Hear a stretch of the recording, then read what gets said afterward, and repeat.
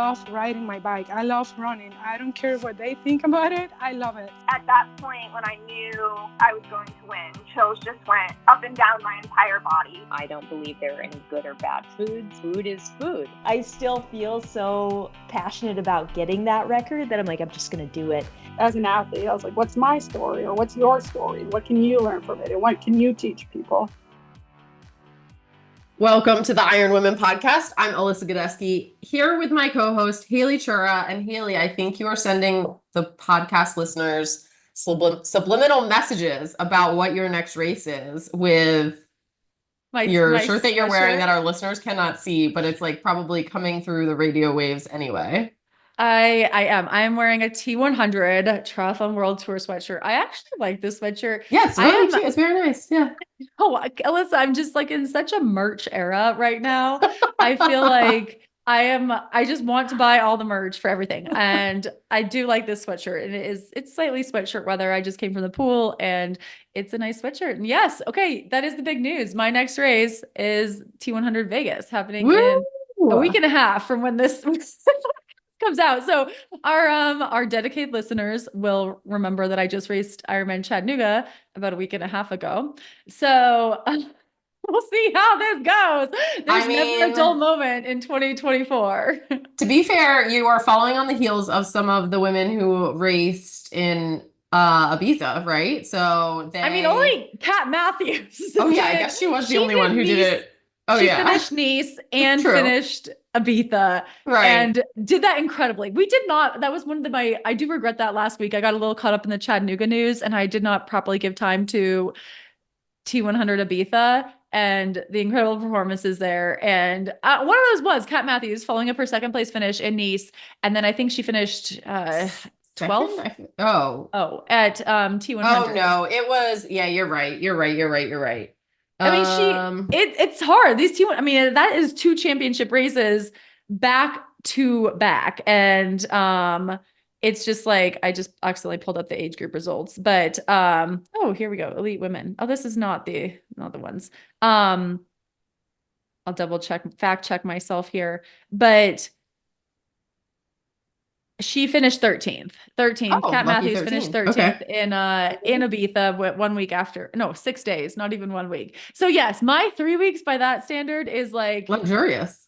Yeah, very luxurious. Then India Lee, to her credit, she raced in Nice, didn't finish in Nice, finished 3rd in T100 Ibiza. So incredible. Annie Howe swam in Nice. Yes, and then finished 6th in Ibiza. So there were women who did do the double. And even if you don't do the full race, you still have like the adrenaline and getting everything together. The logistics of that is so difficult. So, and it's not like all of a sudden you can just be like, oh, I'm going to do some more training instead, right? You're just going to probably still ride the wave. Right. And it was a great race there. I think Taylor Knibb won, but not by much over Julie Duran, making her, I guess, I don't think that's technically her 100K debut. I feel like she might've raced, the one in Canada, like when it was the PTO World Tour in Edmonton like a few years ago.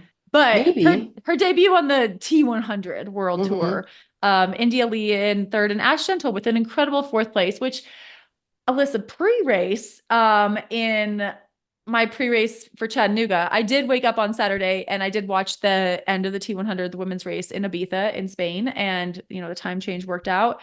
And the commentators were giving Ash Gentle an incredibly hard time for her bike.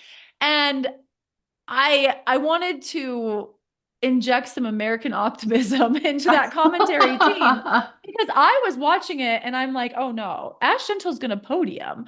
Like, I'm like, that's what's going to happen here. She might be coming off the bike in 8th or 9th, which is not bad. The problem is like these races are won very fast and they're loops, and like you can be lapped and still be doing really well. And I think that's wild. And it's long enough. The races are long enough that you can still work your way back up, which is exactly what she did, to 4th place. And I felt like they were retiring her in this race and talking about the young people coming up. And I'm like, Ash Gentle is 32. She is not old. She has won 2 of the 4 races that have been contested so far. She's she's an incredible athlete. Like, she just won in London, and now she's like, who knows what's happening in her life, but she's like slightly further behind. She's not having a bad day. I do feel like the commentators with T100 love to just like pick something random like that and like go with it for the day. And it's an interesting thing to see who they pick, like what they're picking on. And, you know, but I do think that that's actually a theme that I've noticed with their races. I normally feel like I love the commentary. I love the broadcast, but it fired me up for my own race. But I was also like, no, Ash, you are incredible. That was an incredible race, and you've had an incredible year. And I do think it just shows how hard these races are. But it was similar in Nice. I think we talked about that. The gaps were so big that some of these athletes are getting left, but they're still having really, really incredible days. And it's just someone else is having a slightly more incredible day. So that was, I really really enjoy watching that. But I think it was also the juxtaposition was because the night before I had watched the Athlos track meet that happened in New York City, and it had a fully female commentary team for this women's only race. And it was so good.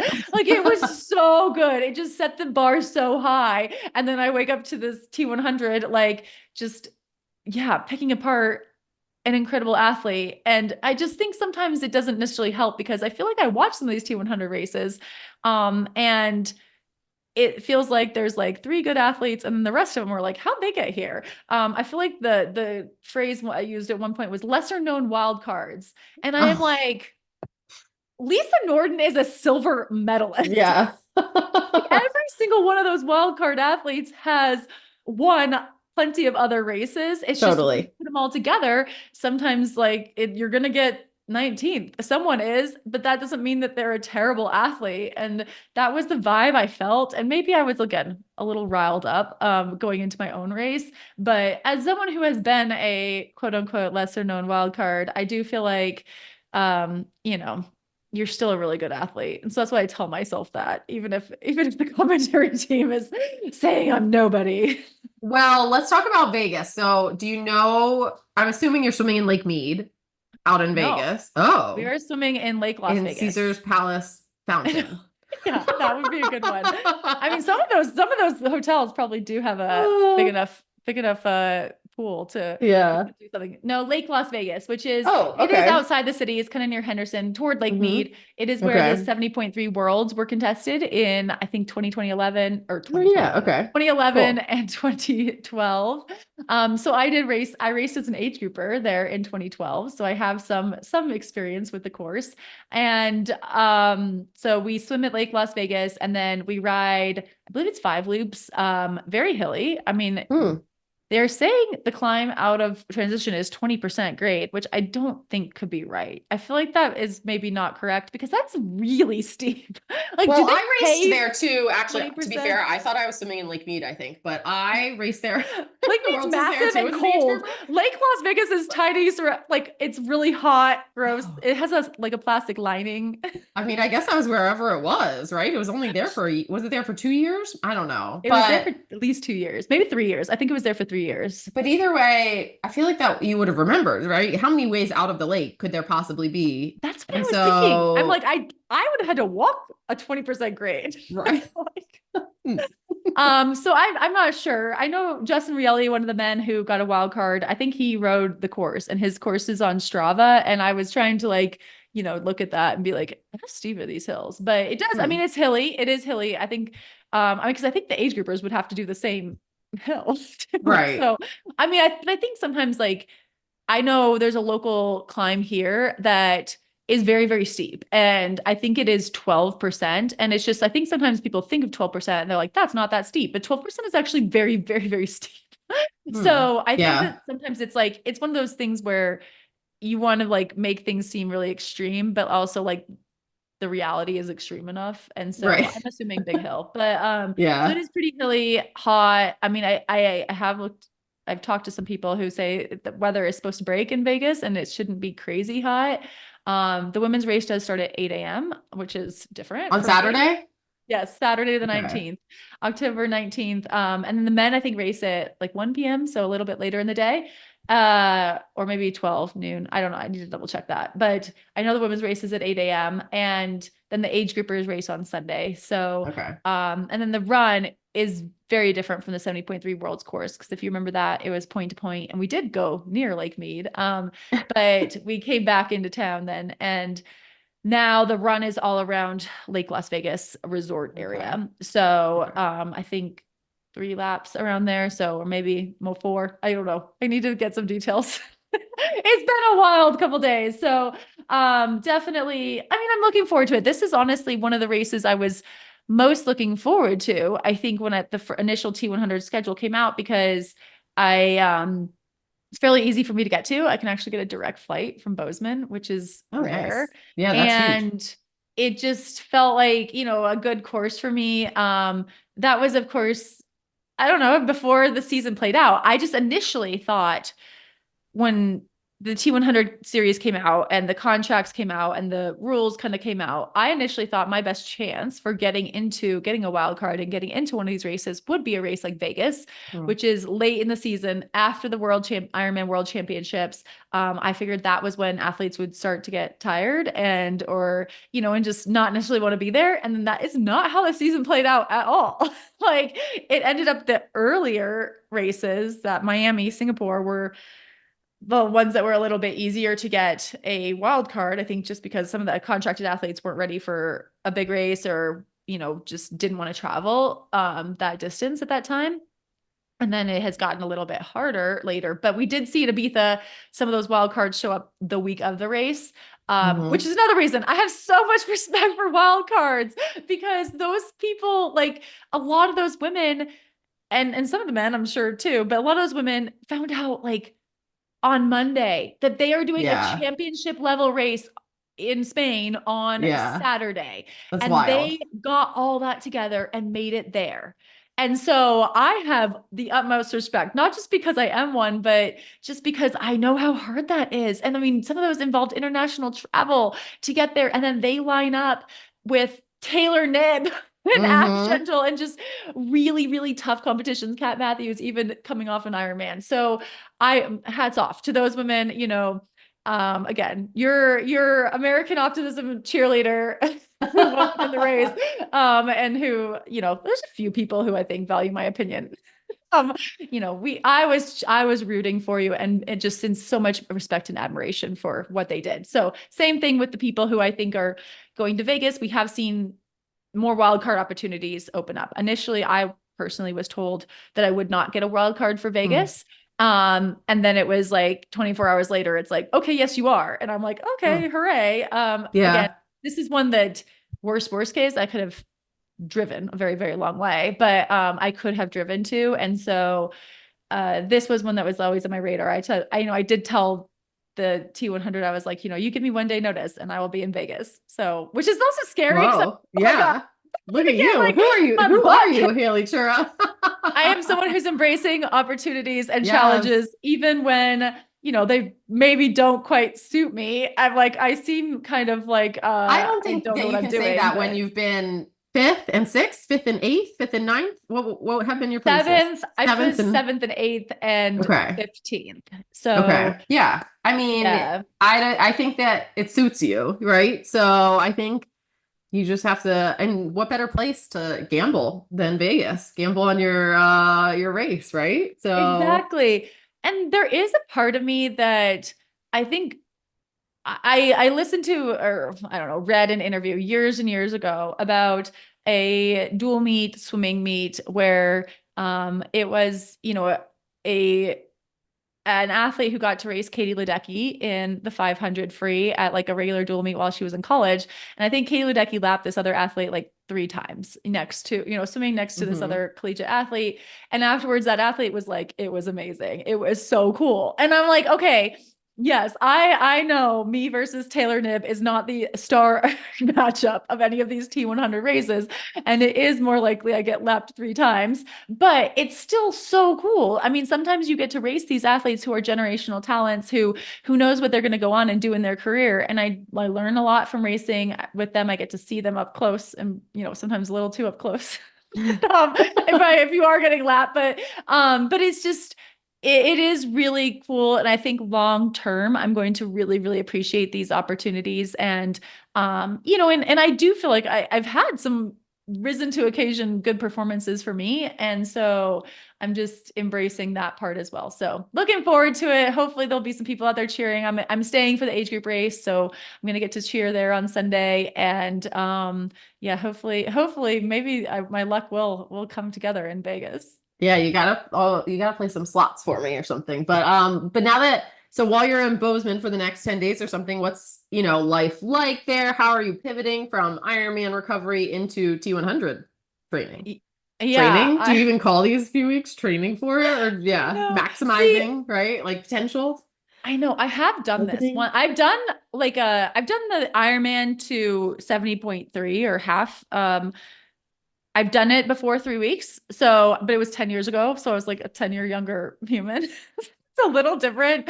And I've done 4 weeks to a half before, like 2018. So that's only 6 years ago. But so I haven't done this recently, but I have done it in the past. And I do kind of like doing it this direction, at least because the second race is shorter. but no, mostly I'm focused on recovery. I think that has been the main thing. And you hold on to that fitness, that Ironman fitness. I mean, Ironman is a huge training day in itself. And so as long as you come out of it healthy, I do believe it's okay to carry that fitness into another race and can actually be, really, really nice because you kind of get 2 races for the price of one big training block. So I'm banking on that. I did get to go this past weekend. The weather and schedule just kind of aligned like it hasn't in years. And I went and rode in Yellowstone National Park, which was nice. Just so cool. It gets very busy there in the summer. So I don't know if I would recommend people go ride there in the summer unless you go really, really early in the morning and kind of, the speed limits on the roads are very, very low, which is nice. Like you're talking like, some places 15 miles an hour, up to, I think 45 might be the highest speed limit in the park. But there can be a lot of traffic. There can be some RVs that pass a little close and people are distracted looking at the sights and the animals. So, the midsummer is not the best time, but if you can get these shoulder seasons, like either very early or very late in the season, as long as the weather's okay and it's not too cold, you can actually put together a pretty decent ride there. I did have SAG. My mom came. And so that helps in case you run into like a herd of bison. I actually didn't see a lot of animals because I know it's very interesting. I was wondering if it had something to do with like hunting season. I'm like, are they all hiding? I had one bison that was very close to the road that it was closer than I would have liked to be, but luckily it was just munching on grass and did not pay any attention as I rode by, but I didn't see a lot of animals. So that was a little disappointing, but also kind of okay. Okay. Yeah. I don't need to see a grizzly bear when I'm on my bike. No. I'm okay with that. So it was still beautiful. It was a good climb, which, going into Vegas and knowing it's going to be pretty hilly, it was nice to know I can still climb some hills. And, as many times as I go to the park, I always see new things. I get new experiences. I love that place. So it was good for my soul. Like it was a good like reset for me. And it's also just a little bit rare that I have, just an aerobic, a decent, I only rode 2.5 hours and just like having just aerobic ride day like that. It's like the 1 week after the Ironman is a good time for that. I still have not been to Yellowstone. I feel like I need to move that up on my priority list and make sure I get there because I think I would love it. Yeah. You would love it. The scenery is like, the landscape is just like, how does this exist? And even when I'm riding, I'm riding inside like a giant volcano, like a giant, like super volcano. And some of the geothermal features, and depending on what time of year you go, there's like different, things to do. I'm actually not someone who loves like going like backcountry kind of thing, just because I feel like, again, that's where the animals Grizzlies. Yeah. So I stick to more like, I love touristy things. I love Old Faithful. I got to Old Faithful in like about 10 minutes before the geyser went off. And it was just, it never gets old. And there was, Alyssa, there was like a wedding party.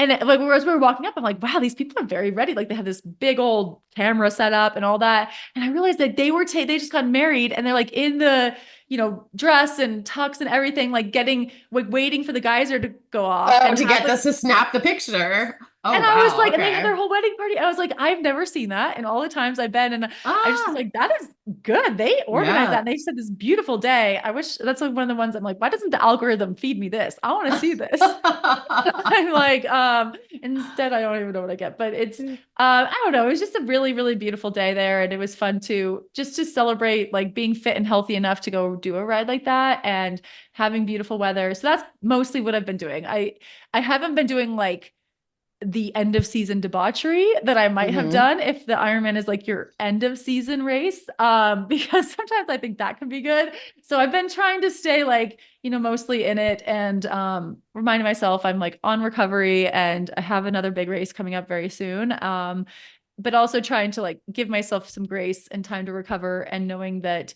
what I do is still really hard. And so, appreciating that a little bit. Well, I'm super excited for you to head to Vegas in a couple weeks here and less than 2 weeks, I guess, and take that on. Definitely will be spectating. I feel like the time zones are perfect for this one for me. So I will be able to watch the whole thing, which will be nice. Yeah. 10 a.m. Eastern time start for you. Yeah. Beautiful. I didn't even think of that. That is really perfect. Yep. And I mentioned a little bit of off season there, and I know we have a mailbag that has to do with the off season, but before we get to that, I wanted to, is anything new with you since, you're just enjoying fall in Vermont? Yeah, not too much new here. I am continuing on with rehab and PT. And I walked a little bit further the other day. I walked 1.5 miles, which was very exciting. And things are progressing. I'm just still doing a lot of prioritizing that PT strength, not doing the cardio I wish I was able to be doing, but I am starting to see the strength gains in my left quad, which is like I call it baby quad, and then I call my right quad super quad. And so right now Can I'm you like, see a difference? oh yeah, I mean it's like half, it's still like half the size. I mean, because you think about how much it loses muscle in one surgery round, right? So then to have gone through two, it's like it's just really, really still half the size. I think I'm getting actually it remeasured. So like every month we're measuring it. And so this month I like remeasure to see, hopefully it's been growing because I feel like it should be. But so yeah, I've been trying to tell Super Quad to like use like less compensation in my daily life and trying to get baby quad to step up and do some more things to try and even these suckers up. But it's coming along, as best as it possibly can be, I think, at this point. But I just found out, Haley, I was so nervous. My doctor, Dr. Smith, I had a call with him last week. And I saw on Instagram right before I called him, his orthopedic group, he was like leaving the orthopedic group. And I was like, oh no, I'm losing like my lifeline, right? Because the surgery just isn't something they have a protocol for. I was like, oh no, I hope he's not like retiring and moving to Florida and being like, see you later, Alyssa, good luck. Well, luckily, Haley, this man loves what he does so much. He is moving to Florida, ironically enough, but he is, I guess there's something called the Hospital of Special Surgeries, HSS. That's like a big deal. And so they are opening in Naples, like an orthopedic center. And he's going to be like, he's like heading up that orthopedic opening and like doing that and kind of turning it into essentially like a teaching hospital where he'll get to do a lot of teaching things and stuff. So he was like, oh, don't worry. He's like, I'm 69, but I still have a few, good years of work left in me. So I'm going to head down to there and do that. And then he said, he definitely is going to, I can talk to him as much as I need to still for, moving forward on my knee because he's very curious to see how, someone with these two surgeries can how the return to, and he said elite sport will go, which is exciting. So, he's still rooting for me. We're still taking it day by day to see kind of how it all unfolds, but moving in the right direction. And, he's seemed a lot more, how you can just kind of sense like the overall like tone, I guess, of the conversation. Like I could tell in this last call, he was actually excited to hear kind of the progress I've been making. And, I feel like he was more hopeful about kind of things I'll be doing in the future. So that of course makes me pretty hopeful. So still on track, still just getting by, but it is beautiful here in Vermont. I feel like you can never see, you can't see anything out my window, but it's like really pretty. peak foliage right now. We actually did have rain today, which is the first day of rain in a really long time. So the rain always kind of brings down most of the leaves, but it's been really beautiful and like just really nice weather to be outside. And so I have been grateful to be doing, even if it's just 1 mile at a time, outside walks these days and getting to kind of enjoy some of that. Yeah. Can you walk in a mile? Can you like get somewhere? Can you I mean, I feel like you got to do that in France, like walk to a bakery or walk to a coffee shop. Cause I'm like, ooh, that's a fun, I mean, because you get like walk to a bakery or that's what I'm picturing, with these like beautiful Vermont leaves and like you maybe could wear like a little scarf or something. No, I It'd know. be like a Lifetime movie. Nothing is within a mile of my house, Aw. which is, well, I guess it would have to be within half a mile because I have to make it home too, right? So, or how long can you rest long enough at the I know. bakery? Or We the coffee shop? You can bring a computer. We do did some have a work. general store that's 1 mile away, and that would be like a great destination. And then they closed, Haley. It's so What? sad. I know. I Oh, have I'm this so like sad for weird you. pipe dream to like reopen the general store. Oh But gosh, it's it like feels like yeah. Schitt's Creek. I'm like, you would have like all the like an apothecary. I could see you in there. Here's like your herbs, ma'am. And so but anyway, but either way, it's also fine to not get anywhere because usually I have a dog and the dogs are not ones for really going in places peacefully. So we just turn around when our time is up and come back, and it is nice to just have some movement back in my life. I'm not allowed to be doing uneven terrain yet or things like that, but man, I'm a much happier woman when I'm walking. Good. Well, and I'm glad Dr. Smith is keeping tabs on you and that he is not disappearing into the ether, that he's still around. I was like, oh no. Follow your, I mean, that's a terrible thing to learn on Instagram. I'm like, I really dislike learning news from Instagram sometimes. Yeah. And that would be one of the things I would dislike learning. But I'm glad you're making progress. You are definitely not in the off season. You're very much in the on season, but some people are moving into the off season. And I heard we had a mailbag with that as a topic and we're ready to tackle it. We definitely did get some great mailbags. So keep sending them in, ironwomenpodcast@gmail.com. I feel like this is not only heading into off season, but heading into great mailbag question season. So as we love having a lot of questions this time of year to be kind of, sharing our knowledge. So keep sending those in. Thank you to those who have. We'll be answering them in the next few weeks. And first up, Haley has a question from another Alyssa, the Bozeman Alyssa, who I know Bozeman from open water swimming. So thanks, Bozeman Alyssa, for sending this question in. And she wanted to know, like you said, official tri-season, unless you're racing T100 Vegas, is winding down for many athletes. And she's struggling to best navigate off-season training. So you feel so fit right now. You don't want to lose fitness, but you definitely also know you probably could use a break. And keeping super structured training for 12 months straight seems like a recipe for burnout. So what do we suggest for age group athletes to do in the off season to keep some fitness, recover, and stay excited about training? What are our thoughts around this? This is great. I love off-season training. We need to congratulate Bozeman Alyssa because she raced at age group nationals in Atlantic City, right? With Jocelyn Wong from the If We Were Riding podcast, but not in the same age group, but they both had great races. But Bozeman Alyssa qualified for the World Championship, right? Yes. Yeah, that's Which so, is awesome. so exciting. So huge congrats to her.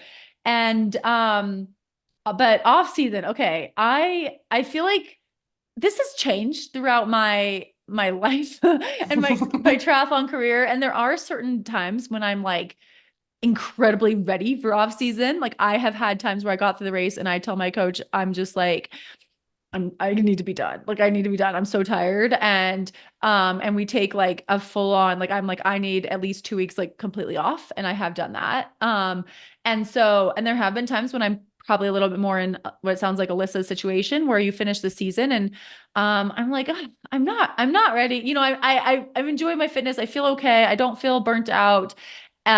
What should I do? And so in that case, I think the answer is still sometimes take a break. Yeah. And that is me as an athlete and me as a coach. I think I think she is onto it, where sometimes it is like right now you feel like you don't need a break, but then you're going to get to, if you're building up in February, March, and you haven't taken a break, by that time you are going to be quite tired and probably feel like you need a break. And so sometimes you just have to embrace it. So I would say, for instance, like last year when I came off of Kona, I feel like I went into that race incredibly fit, but I was almost like, I was like on the peak of, I was like, on that edge where I was like, oh, I cannot sustain this fitness. Like I need this race to happen. And then I don't feel like burnt out mentally, but I do feel like my body needs to, probably like normalize some hormones, probably gain a little weight and get a little out of shape, just because the fitness that I had was not sustainable. And so I could tell, maybe because I'm like a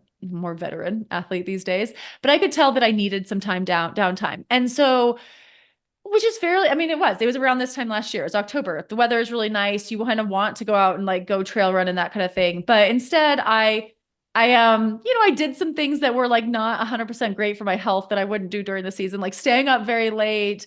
I got to just enjoy some, late nights, evenings, maybe a few extra adult beverages. And, I did make sure to always get dessert and just enjoy eating foods that, like, there's certain foods, I don't know if this way for you, but like certain foods that I love, but like maybe don't sit very well in my stomach, especially if I have like a run the next day.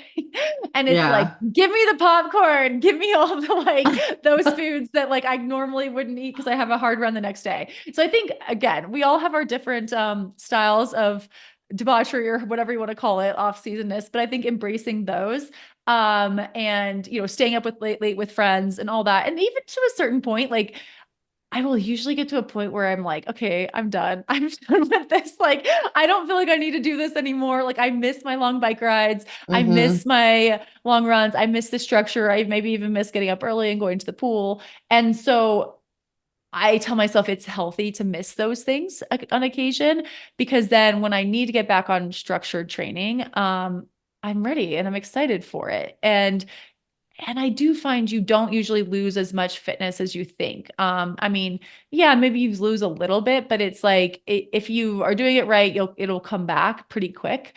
And it can also be fun to like, let it come back, to do some more aerobic stuff when you come back, and to keep it mellower. And then, just I just haven't found, after 15 years in the sport, that taking a break has hurt me significantly. Yeah, I think that's a great point of view. I think taking that break is key. I think there is something to like getting fit through the season, letting that kind of settle in, and then letting yourself get unfit again. I think that's like a big, like, it's actually good for your health to like do that, to an extent, right? You don't want to completely go, totally super far in the other spectrum, right? But I think taking a break, whatever that might mean to you, do you want, 2 weeks, a month, etc., completely off, right? Do you just want to have more choice in what you're doing? I think that's a big thing I notice for a lot of age groupers, because age groupers tend to have coaches when their lives are really busy. They might be balancing kids and significant others and jobs, and well, I guess pros generally are often too these days, but and so just having a little bit more kind of autonomy in what they're choosing to do, I think makes them sometimes feel a little bit more refreshed in the off season. So sometimes, one thing that I will do for some people is like structure 30 to 60 minutes of a workout during the week, maybe. And then leave their Friday, Saturday, Sunday choice, and so like maybe they do that for a month or so after the season ends, so that they have like that unstructured training. They're still moving during the week and kind of doing maybe just recovery workouts too during the week, whatever. But if they want to do nothing on the weekends and hang out with friends and family, great, do that. If the weather is good and they want to go ride in Yellowstone, great, do that, right? But it's just about finding like what's motivating. Another off-season thought I have is that, and this has definitely changed, but, especially for athletes who maybe are newer to triathlon or, have super lofty goals about what they want to do, off-season is after you take your break, right? After you take a little bit of choice or unstructured time, kind of going into it with a mindset of like being able to work on some weaknesses during the off season. I know for myself, it was always very clear that it was a great time to do a lot of swimming. And so I would do, 4 to 8 weeks of a pretty intense swim block, right? And my coach, Hilary Biscay, would call it swim camp, even though I swam in my own pool at, my gym and never left my house, basically. But I was still like going to camp every day, and doing a big swim volume. But again, I had taken the break, was motivated to be doing that. And then, during that time, you don't need to be doing as much running or biking. You have time where you can put those hours that you do have to train towards more swimming and kind of try and make some gains. Or you could do that with bike and run as well. But I would say swimming is just nice because swimming is, lower impact. It's a little bit easier to tack on that volume in the off season without kind of just bringing you, just over taxing your system and stuff like that with volume. And then last, I would say this is something that's also been new to me because I would say has been a change in my life, but, embracing the seasons, I think, and finding ways to cross train and still be getting outside in the winter. And I started following a lot of athletes as I moved to a true winter climate who would exclusively ski, right? All winter. And they would just do uphilling on skis and then ski down to stay in shape, that kind of thing. And they really did not run much, if at all, in the winter time. And so I think, finding ways to mix it up with whatever really motivates you to kind of get out of bed is good. I would say for most triathletes or, most athletes that I coach, the lifestyle is part of it, right? It's part of what keeps you. It keeps you happy and sane and like able to do your real job as best that you can. So, and I do think kind of structure and accountability is part of that, but there's no rule that structure and accountability have to mean X amount of training hours or X workout, right? It's just having kind of a plan, right? And executing it, even if your plan is, let's have some more fun, let's have some more choice, And so I always think that there's a lot of ways to do it, but off season, can be a really nice just time to recharge and come back hungrier than ever for those goals that you want to work for next season. So hopefully that offers some kind of ways to think about it. And there really is no wrong way, right, to do off season. Well, the wrong way is like acting like Kona is, or Nice is like next week and 3 weeks away and doing huge volume. Yes, I mean, I feel like that would be the wrong way because I don't think that's sustainable. I don't think that level of training is sustainable. And even in athletes, like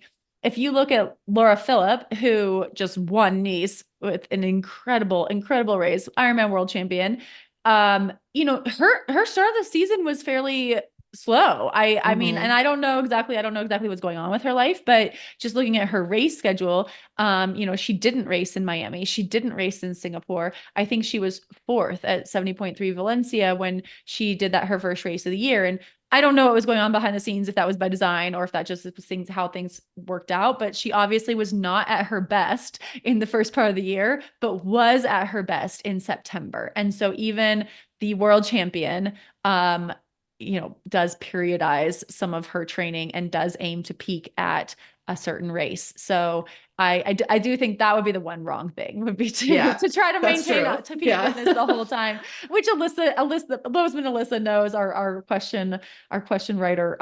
Question asker. She knows that. So that's the one other thing, but in doing things you enjoy, I think is good. I really enjoy the gym. And so I feel like, during the season, sometimes it can be a little bit scary to try certain exercises or lift really heavy because you don't want to be sore for your next session. But this time of year, it's like, okay, let's lift heavier. And, if I haven't done pull-ups in a while, I'm going to try to do some pull-ups and see, and if I'm a little bit sore at swimming the next day, it's like, whatever, no big deal. Yeah. So thanks, Alyssa, for sending that question in. Thanks to the others. Your questions will be answered in the next few weeks, and you can keep sending them in if you have questions. IronWomen podcast@gmail.com. And Alyssa, we do have a really cool interview this week. So I spoke with Emma Meyers, and Emma is an 18-year-old para-triathlete. She just raced in her first Paralympic Games in Paris. She was 9th in the PTS4 category. Emma also just made history as the first para-triathlete to compete in an NCAA race. She finished 62nd at the Battle in the Fort Triathlon at Texas Christian University, just I think about a week before I chatted with her. So it just happened. We're in the thick of NCAA season, and it's great to have Emma here to bridge Paralympic season into NCAA season. Emma does compete for Colorado Mesa University. It's a Division I program. And so she tells me about her wild first semester, which included a trip to Paris and making history. She also told me about some of the race adaptations that come with being a below the knee amputee in a field of non-disabled athletes, and what it was like, just being in Paris. What were those cardboard beds like? What was the food like in the village? I get all the scoop from Emma. So I'll have that full conversation with Emma Meyers right after the break.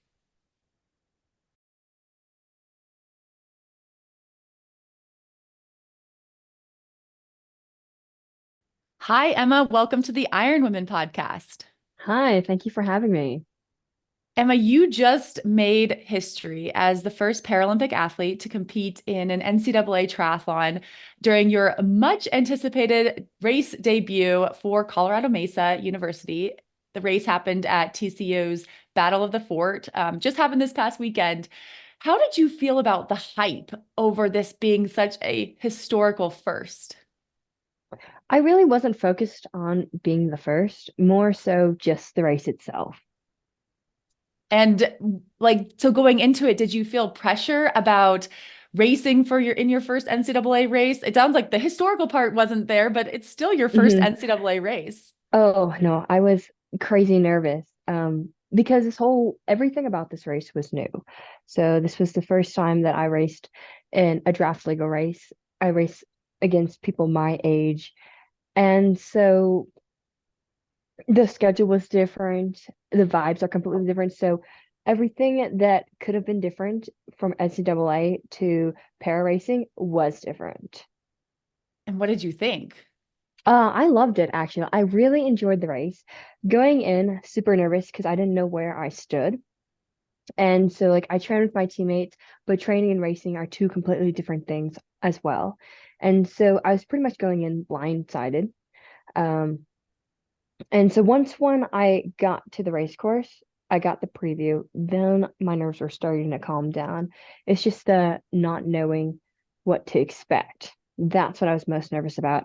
But the race I really enjoyed. I learned a lot, and I learned ways that I can prove and save time. So in para, we don't draft. So we're completely on our own doing the swim, bike, and run. Whereas collegiate, it's draft legal, so you're all together 24/7. And so during the swim, I had a really good swim. And then I have pre-transition. And so what pre-transition is from the swim to the bike. And in between swimming to the bike, I have a transition, and that's pre-transition. And from there, I get my prosthetics on. And so when I get my prosthetics on, then I go to transition 1 with everyone else. And so I'm finding ways that I can improve and just be faster to compensate that I have an extra stop and I have an extra transition. So having this race allowed me to see where I was at and what I need to improve on, even in the smallest aspects. That's, I feel like we can all take away from that experience does help, but you are a trailblazer in this respect. And then also in your Paralympic events, you're a trailblazer. I believe this was, the most recent Paralympics in Paris was the first time the PTS4 category got to compete separately. So what do you think about your role as a trailblazer? My goal is just to open new doors for future athletes. Sorry, you go. No, I was just curious. Have you had other athletes reach out to you since they've seen you do this? And we should also note that you're only 18 years old. That's really young to be opening new doors. Thank you. Yeah, my goal is just to, open new doors, but also I wanted making a positive impact onto society. And so I feel like my way of helping is, by setting paths for future athletes. Have you always been like this your whole life? Just okay being the first? Yeah, okay being first, okay being different, just embrace it. And do you have mentors, either on, Paralympic team or within the Mhm. NCAA or just within life who do help you? Because it's really hard to be the first and you do, I mean, 18 years of life is some experience, but hopefully you have many, many more years Oh to no, I continue have learning. so many people helping me in all different areas. One of my teammates, who I race with, I also train with, and so we're really good friends. And she was the one who really helped me get into triathlon, understand how triathlon works, and is constantly helping me improve. But when I started racing, I reached out to a couple of my buddies, asking their input and their insights on ways that I can save time and cut time with having pre-transition. And so Mhm. everybody's giving me feedback and their input and insights, which I appreciate. But then also my teammates are here at CMU are so supportive in every aspect, in every way. And so this pre-transition, this Mhm. is only from swim to bike, but I mean, do you also have a pre-transition for bike to run? No. So I have pre-transition. So what I do is during a race, I do the swim as everyone else does. And then I usually have someone to help me out of the water. And so in World Triathlon races, we have volunteers that will actually carry us out of the water into our legs in pre-transition. And so my coach here, Jen, helps me out of the water. So she stands in the water, and then as I'm coming out, as I'm coming closer, um, she lends me her forearm. And so together I hop and she runs to pre-transition. And then from there, I get my prosthetic on. And then I go straight from pre-transition to transition like everyone else. And then the whole rest of the race is exactly the same. It's just beginning at the start. That's a bit different. Okay. And when you mention like riding a road Hmm. bike and riding in a or a draft legal, sorry, excuse me, a Yeah. draft legal race for the first time, compared to the triathlon bike that you raced on in the Hmm. Paralympics, how do you feel about each bike? Do you have a favorite? I mean, how much are you training on each one? Right now, I can't say really I have a favorite. I definitely do like one more than the other, but that's just because I have more experience with it. And so right now I'm just focusing on riding my road bike as that's the bike that I use for collegiate racing. Um, and one thing I didn't realize is I didn't realize how that we use different muscles for biking, which I mean obviously it's like given, but I didn't realize how much different they are and how because like some of my muscles when I first started riding a road bike, some of my muscles were sore and I didn't realize that they could get sore. So um but right now I'm focusing on my road bike and I'm focusing on drafting because it's NCAA races are draft legal. I've had no experience prior to um to competing. Like I've done like trainings where I'm drafting with people and I've done practices, but nothing where it's like in a competition in a race where everybody's going at a significant speed. So yeah. Do you like it? Like not I having to worry about keeping a certain distance. There's no race ranger. You just get to like sit on someone's wheel. Oh, you definitely don't get to sit on someone's wheel. We alternate. I wish I could sit on someone's wheel, but definitely want to put in and do my part of the work. So Are you talking to each other during the race? Are you talking to people from other teams? Are you trying to stay with your fellow CMU athletes? so for the last race, I was pretty much on my own because I missed the pack. This race, my goal is definitely to be with the pack, as it's regionals and we'll be racing against different schools and different athletes. But from when I practice with my team, we definitely do communicate, and communicating is one of the biggest and most important things while riding. It's, everybody's got to be aware of everything.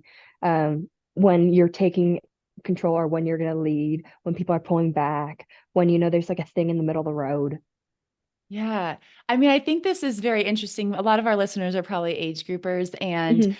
probably do a lot of non-drafting racing, but I have seen in USA Triathlon, they have started to add some draft legal races for age groupers and even some draft legal relays. And I've had athletes who are maybe a little bit nervous about doing something different, about doing drafting, about being on a different bike, but it sounds like it hasn't been too tough of a transition for you. No, So maybe you could encourage other people to give it a try. give it a try, of course. Nothing, all you got to do is just try, you know.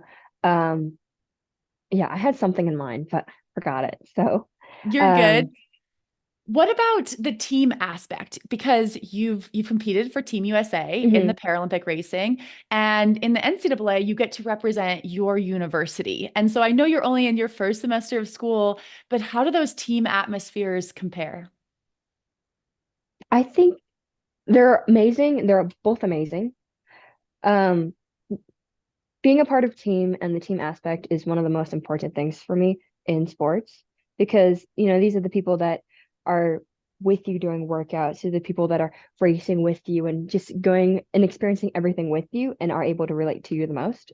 And so Team USA and my collegiate teammates aren't different at all, you know, when it comes to the team aspect or like relationships with each other. Like we're all super close. At CMU, we all get up at like 5 in the morning. We do multiple workouts for a couple of hours each day. And so over the last couple of weeks, I've grown very close with each and every one of them. Do you all live together? We don't live together. I Okay. share a hall with a couple of the girls on my team, but for the most part, we're all on our own. You know, we have our own space as well. So, Okay, I was a collegiate swimmer and we also did, 5 a.m. mhm. wake ups. And it was one of those things like it just became so normal, right? Like Yeah. I just assumed every collegiate athlete got up at 5 a.m. because me and all my roommates did. And then I think I got into like the normal person world post college and I just realized that most people don't do that and I'm like wondering if you had a roommate who was a quote unquote normal college student if they thought you were crazy for waking up at 5 Oh, a.m. she does. My roommate is not an athlete, and so we have very different schedules. So when I am getting up, she's still in bed, and then when I'm going to bed, she's gone or either just getting back. So, but we make it Maybe. work.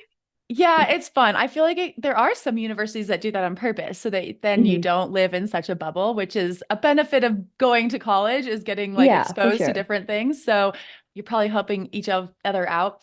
What about the race atmosphere at a NCAA race? How did that Mhm. compare to previous races you've competed in? Oh, I really, I think it's just different in all aspects. So in world racing, I'm a PTS4. And so for the most part, we have our certain order in which we start our races.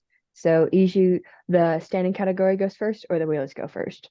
And then within the standing category, it goes usually VIs, the visually impaired, the fives, um, threes and twos, and then four. So I believe, yeah. So we're pretty much last. And so in all the races, I'm used to starting last and I'm used to having people, you know, I'm used to watching people start ahead of me. And by the time I actually get down to the water, people are already starting their bike course. And so it was just kind of different and it was different having everybody start at all at once and the course was completely empty and there was definitely a lot more people here at NCAA racing. Um, Hey, there were yeah. like 70 Yeah, and actually, starters, right? apparently that's one of the smaller races. So Oh, wow. regionals, I know. So regionals, there's two waves. So the race we had at TCU Battle of the Fort, there was only one wave, and I only a couple schools. And then at regionals, it's going to be obviously most of the schools in the region, if not all of them. And Okay. there's actually two waves. And so I don't know how many people are going to be in the first wave, but I believe that I'll be in the second wave and there'll be 75. So there's already double the amount of people. And so there's a certain amount more of people that are racing. Um, and everybody's all around the same age, which I'm not used to since in para, as soon as you meet the standards and you're racing age 16, theoretically you can start racing. And so for the longest, I was one of the youngest, if not the youngest. And most of my teammates are like in their mid 30s, 40s, you know. I have one of my competitors, she's the sweetest person you'll ever meet. And I believe that she's in her late 50s. So like it's a huge age range, you know, you're going from like 16 to your 50s, to your mid 50s, whereas NCAA, we're all college students and, you know, between like 18 and like I say like 22, 23. So that was another different aspect. That's pretty cool. Do you get to stand with your CMU teammates before the start? I mean, what is that experience like? Standing on a start list with 75 other collegiate athletes is a lot. And is that swim super combative? It definitely was. So I don't know how other races compare since this was my first race in NCAA, but some races is what some races are in water start and some are running. And so the race that I did was in water start. And so there's just a line of like 75 people all in a single row. And so that was kind of crazy. Just seeing that many people and that many different schools. Whereas para, you know, when I start, our category has, I think like at most like 12 maybe, because there's all of us from different classifications. So we're all broken up. So there's between like 80 to 120 people probably in a world triathlon para race, but we're all spread out because we're all in different classifications. Whereas NCAA, we're all together all at once and then all throughout the course at the same time. It's so cool. I mean, it must look so cool. Were there a lot of spectators? There was a good amount of people, yeah, actually. And then a lot of parents came in support, and then, you know, also friends, because I have friends in different states, and so they'll try and come watch me. That's definitely a big perk of a race that big. Hopefully everyone has some friends and they can pack that course and keep you going. I noticed that at the TCU race, they also did include some collegiate team relays. And while I don't think you participated for this occasion, I talked to your Team USA teammate Kendall Gretsch ahead of the Paralympics, and she mentioned, you know, a hope that mixed relays might someday be part of the Paralympics. And I'm assuming this could mean relays could be part of NCAA triathlon in the future as well. So have you ever competed on a triathlon relay, and how do you feel about the potential of more than a single event? I'm excited about the relays.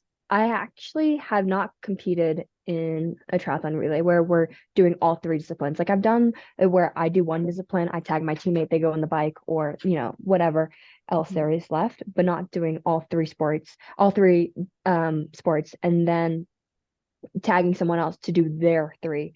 And so I'm super excited just because it's a new thing. Like watching relays are so exciting as there's so much happening, and you know, you definitely just get a lot of adrenaline just by watching and cheering on your teammates. So being in it would, I feel like, be completely different as well. Yeah, as a fan of NCAA triathlon, I was excited to see that just because I think it is neat to have that team aspect even more. I know that there is a team aspect even in the individual race, but a relay is definitely next level. And you are actually the first athlete that we've had on the show who has competed in either the Paris Olympics or Paralympic Games. And so I'd love to kind of hear what you thought about Paris as a race venue. Was it as cool as what we saw on TV? Oh yeah, the games was definitely a once in a lifetime experience. And so my goal for the games was just to get experience and know what to expect for 2028. As my goal, I think, for 2028 is to podium. And so being in Paris, being at the games, I loved every aspect of it. And I watched videos from the Olympics, but being there was a completely different experience. Yeah. And like, what was the athlete village like? Was it the cardboard beds that we saw on TV? How was the food? What was that experience like? The cardboard beds, they actually weren't that bad. And I'm not just saying that because I'm Asian and people are known for having hard beds, but they were actually comfortable. And I was talking to my teammates, and we all slept like a baby. Maybe Nice. because we were tired from our day's activities, but I mean, I slept well. And then the food was amazing. So what it was is I believe the dining hall was an old train station. So just when you look up, and then it definitely was a train station. And so they had different food halls and different food to offer. So they had like a French section, they had an international section, Asian section. So they had something for everyone. Okay. So it was Yeah, good food. It it sounds was. actually pretty great. Did you have a And roommate? and it was open 24/7. So you Oh, could theoretically go get food at like 3 in the morning. right. So if your jet lag was terrible, you're like, okay, at least I can go Yeah. eat.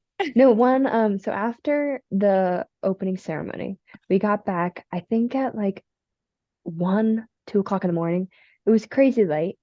And the first thing that we were told after we got off the bus and we were dropped off into the village was the cafeteria is open, it's to your left. I mean, just what you need. I mean, you have to make sure you're eating a lot in those days Oh leading up to the yeah. race. That's pretty cool. You got to go to opening ceremonies. Oh yeah. I went to opening and closing. And I loved it. I really did. Yeah. You watch it on TV, but being there and sitting like in the chairs and being able to walk around, and be cheered on and walk around with all these different countries and have all these, spectators just as excited, if not more excited than you are about the games. What about the team processing and all the clothes? Was that as much fun as it looked on TV? It was a lot of fun. So they had different sections in different areas, and what we would do is we would try on clothes. We would get it tailored and altered, just fitted to our preference and to our body. And then they had like things to do inside the team experience, the Team USA experience. So when we were waiting on clothes, and they had like photo booths, and they had like little statues, and so there's a lot. How are you managing your energy leading into your race? Like knowing that you have this race, but then there's so many fun things happening. There's dining hall, there's people to meet. How did you feel like you Yeah. balanced that? I think I did a pretty good job. The nice thing is our race was like in the middle of the whole games. And so beforehand, we were definitely more focused on the race aspect itself. And so we did the Team USA experience where we got on our clothes, and then some of us did the opening ceremony. And then within the opening ceremony, some of us stayed for the whole time and others just marched around. And then for the most part, we were just getting ready for our race. So we were going to the athletes, the athlete training center. Okay. And we were doing our own workouts and, just staying mobile. And then after our race, then we actually just enjoyed Paris. We stopped and did all like the touristy things. And so some of us spent a day in Paris, and then my family was there, so I spent a day with them before they headed back home. And so after the race, we all did our own thing, just enjoying being in Paris and just soaking it up now that our race was done. Best part. Oh yeah, but beforehand, before the games, the team and I did a training camp. So we did a training camp in Vichy, France. So it's like 3 hours away from downtown Paris, from the village. And so within this, it was we were doing I'm trying to think, sorry. And within this, we did our own training. So we did some individual workouts, but then we also did some team workouts. And so we're able to ride all along Paris. And so, all along Vichy. Okay. And so some of our rides, for our long rides or our easier rides, we would stop at a bakery and just sit down and enjoy like a cappuccino and some pastries. And so I got to enjoy France and Vichy before the stress and before leading up to the games. That sounds like a reason to qualify for the Paralympics. If you didn't have the whole representing your country thing, just the baked goods. Were the baked goods and coffee better in France? What do you think compared to the United States? Oh, absolutely. France is known for the pastries. Okay, I'm glad to get that official verdict.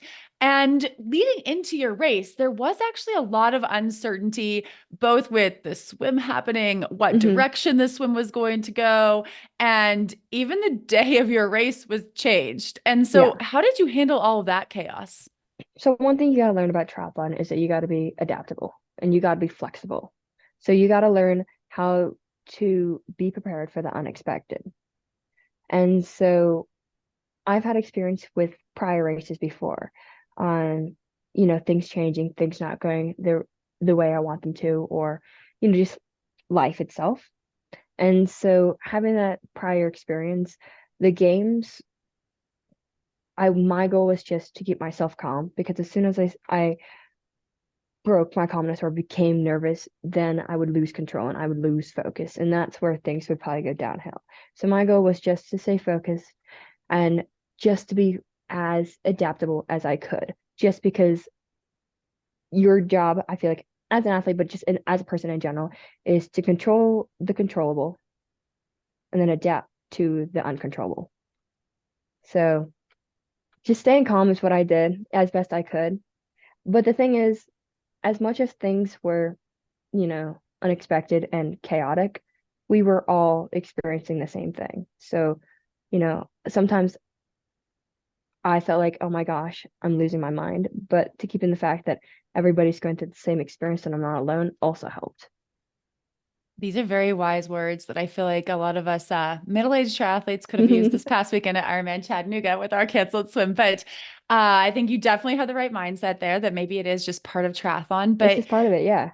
when race day happened, it did end up having all of the women's and men's Paralympic events happening on the same day. Initially, Yeah. they were supposed to be split over 2 days. And it looked like from watching it that there was some overlapping on the course with the first race started around 8 a.m. And I think you raced last, which it sounds like you're used to, but your race was around noon. Yeah. So can you walk us through that race morning? Were you watching the other races happening before you? hmm well, one thing is racing in the noon. I am used to racing and starting one of the last, if not last, but it was just much later than what I'm used to because most of the time we do morning starts. Right. So like starting in the afternoon, whereas like I'm supposed to be eating lunch or taking my afternoon nap was a bit, strange.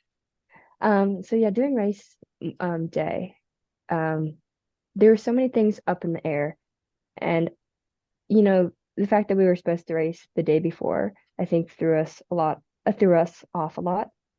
Um, and so what I did was I had a plan and I had a schedule and I followed it as best I could. Just because as soon as I got off the schedule, then I felt like I would feel more chaotic. It would feel more chaotic. And so staying to my schedule, I was able to keep myself calm. And so because I was one of the last races, I was also on one of the last shuttles. And so I was able to watch my teammates on the live tracker. So they have an app where you're able to watch, and then it updates in present time. So I was able to see how my teammates are doing. And then also we have a group chat where we would tell each other how the others did. And so I was able to figure out that, some of my teammates podiumed and then if not won the race, which is amazing. And so, I was mainly focused on my race, but I was able to hear how my other teammates were doing. And talk to me about that swim because the current looked crazy on TV. How did it feel to swim in the Seine? Swimming in the sun was cool. People are always like, when I tell people that I swim in the sun, they're like, ew. But I think there's not that many people that actually had the opportunity to swim in the sun. So I'm like, I swim in the sun. I embrace it. I say proudly that I swam in the sun. Because it's definitely not that many people get that opportunity to swim in the sun. And so being able to swim in the sun was crazy cool. And I'm gonna be like, I swam in it, Yeah. Um, Were and you so flying? Could you feel that you were flying when you were going down river? Because it looked yes, I so definitely, fast. we were going fast. Just looking at the splits, like when we were swimming, with the current, against the current, I really didn't personally feel like I was going against the current, but my time said otherwise. Yeah, And because it looked so, just like making that turn. It yeah, was like, are they going to make it? you definitely had to be very strategic about what lines you were going to take, as if you took the wrong lines, you were actually going to get pushed out and even farther away. So you'd have to spend more time fighting against the current, but also you swam more distance in the end. And so we definitely thought out our lines very thoroughly. But I'm actually used to swimming in a current and swimming strong against strong. Um, I'm used to swimming against different types of body water and swimming in different types of body water. As I'm from Florida, so we have the currents most of the time. Okay, so you were totally good. You feel like your It's pretty good. tactics for that swim worked out well. Hmm. Was it hard to have other races happening on the same course, or were you able to stay focused on your own race and the competitors in your own category? I was able to stay focused on my own race. For most of the races, we start at different times, right?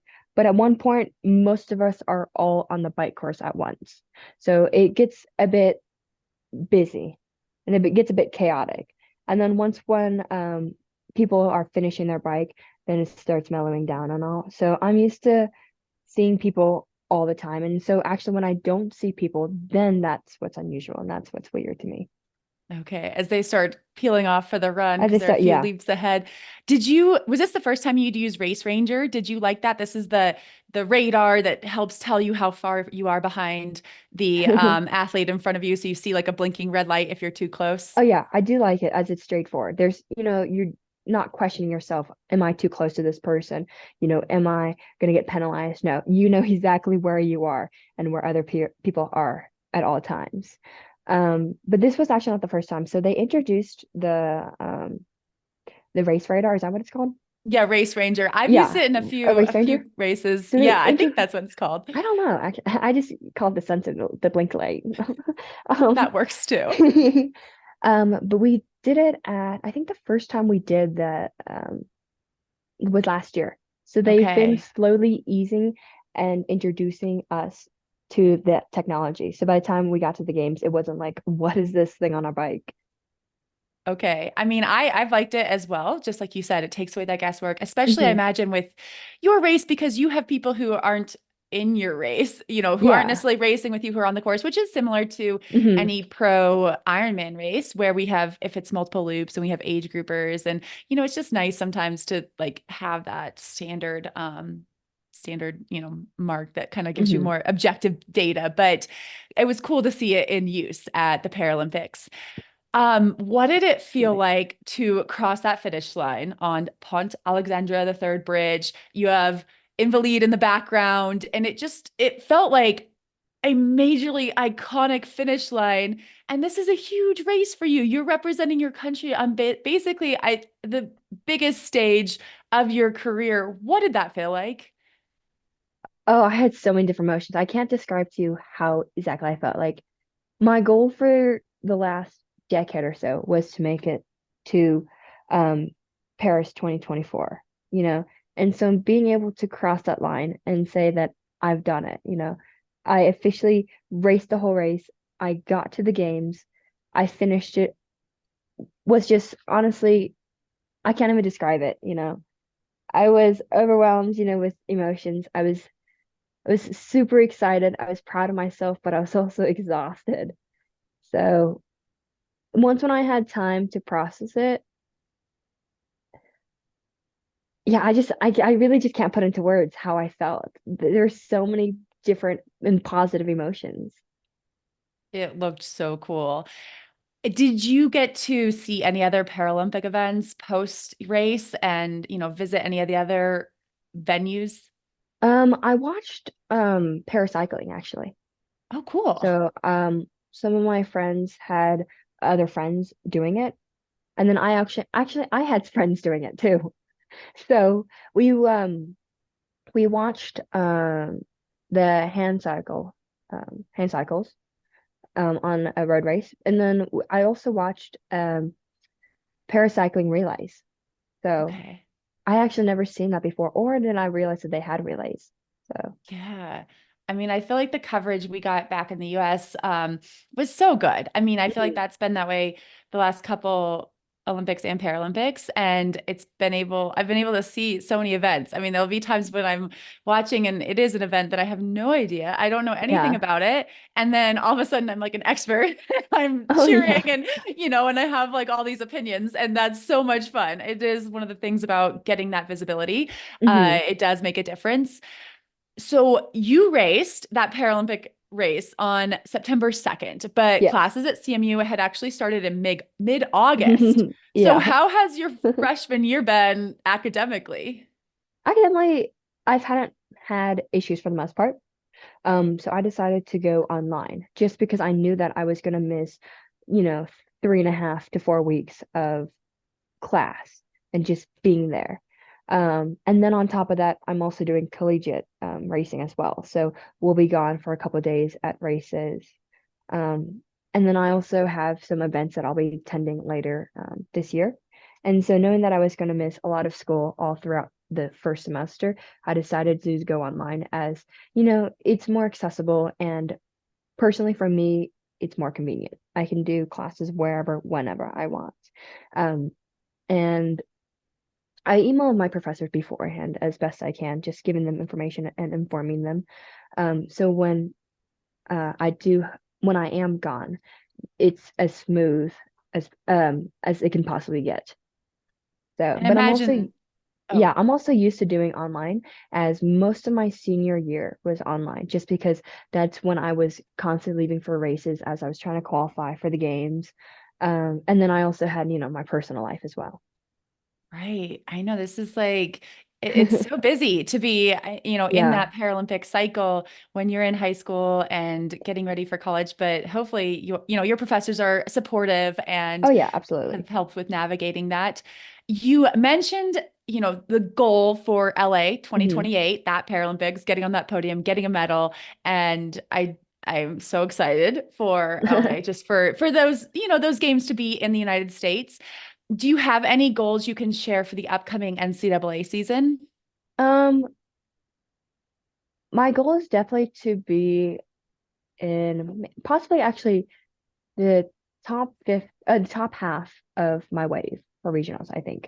But I also want to stay with the pack, as for the last race, I lost the pack and all that. And so for a big chunk of the race, I was solo. And so my goal is to stay with the pack, stay with people, and then also finish in the top. And then for next year, I'm already creating goals, as I like to create goals, as it's a good way to, um, plan ahead, but also to see the progress that you made. And so my goal next year, I think, is to qualify for nationals and race nationals in collegiate. What So about academically and school wise? Can you share any academically, goals there? yeah, my goals are to do as best I possibly can in my classes. Right now, I'm just doing, the core classes I need before I actually get into my major.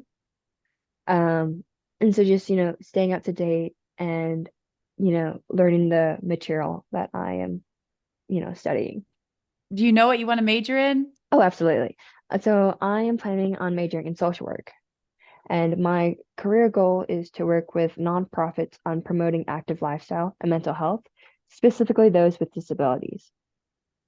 Very, very cool, very admirable. What a start to your collegiate career. Can't wait to follow it. Both your NCAA career and your Paralympic career. And thank you so much, Emma, for chatting with us today. We will be cheering for you at regionals, staying with that pack. Thank you. Thank you very much.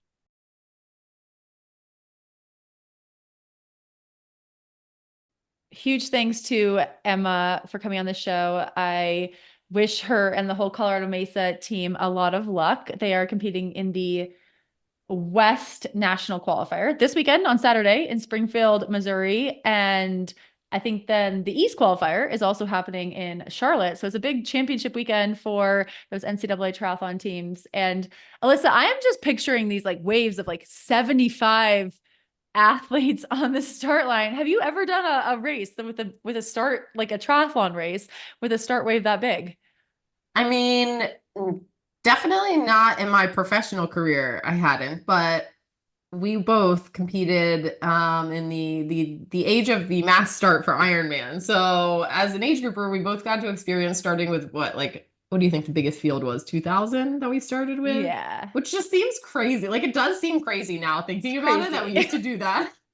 Like at Kona, I just remember Kona as an age grouper, like those first 5 minutes, I thought I was going to die. Like, I know. For sure. I thought I was going to die. Coeur d'Alene, I thought was one of the worst because it's like a really? small, like, play. I do remember my thought always is like, I think this is what it felt like in the Titanic. Like when you're just like, but it was, yeah, it does seem wild. But so no, I mean, 75 is a lot, but at least 75 is not 2000. So it won't feel, it hopefully won't feel like you're, off of the Titanic or whatever. But, I see those pictures. Like, even when I see pictures of like 75, I'm just like, oh my goodness, no, that looks so scary. Yeah. When I see the old pictures of the Kona mass start, I am like, what were we thinking? What were they thinking? I thought this was I'm safe. like, how did anyone survive that? How did anyone? I'm like, it's so scary. I mean, it looks cool, but I don't want to be in it, even though I have been in it. But and it's just as bad as it looks when you're in it. I think if we had to go back, I think I'd be much more nervous going back to that now, having than I ever was. Because then it was just the norm and you knew, but now I think it would be really hard to go back to that. Yes. Hopefully when they do the age group waves, little more civilized, and hopefully these 75, NCAA athletes, it's still a lot, especially if you're doing when it's such a sprint. I think that's the one thing about Ironman is that you had 2.4 miles for things to kind of clean up a little bit. But when there's only 750 meters, it is full contact sport, but so fun to watch. I can't wait for to see what happens at these regional championships this weekend, and then leading into that national championship happening in Claremont, Florida, November 9th. So lots of fun NCAA racing to follow in the coming weeks. All right, Haley. Well, good luck with your T100 prep here, and can't wait to talk to you next week and send you off to Las Vegas. I look forward to it. I'll talk to you later, Alyssa.